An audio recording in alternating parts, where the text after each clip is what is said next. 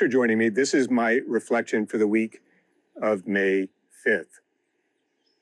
I'm deeply troubled this week by the news out of Washington that funding will be slashed for public media. Now, we often think about that solely in terms of PBS and National Public Radio, both national organizations, both important institutions. But here's what else we need to know.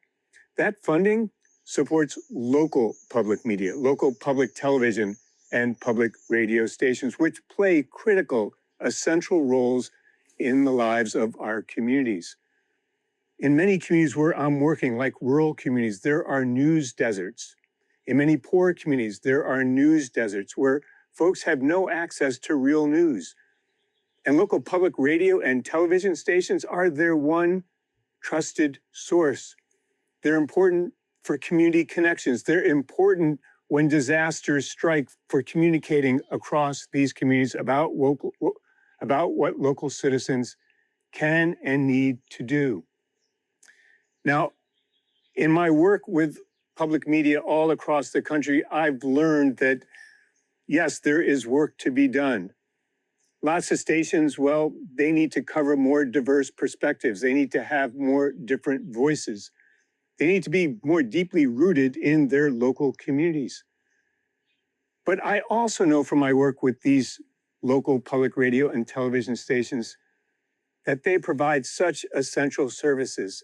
It's why I wrote the book, Why We're Here, which documents the power of public broadcasting when they turn outward toward their communities. There are legitimate debates about the role of public media in our society. Some people believe that they are just elite-serving institutions. But in fact, as I've already mentioned, they're essential to rural communities, poor communities, and many communities all across our country. Let's have the debate. Let's do the work that we need to do. But let's not throw the baby out with the bathwater. Let's not be foolhardy here. Let's not take a slash and burn approach. Let's be smarter about this. And let's ensure that every community in America can thrive. And if we're really committed to that, then every community in America needs public radio and public television. I've said to you before that I'm going to end each of these weekly reflections with the same message. And it's this: we are meant to go together.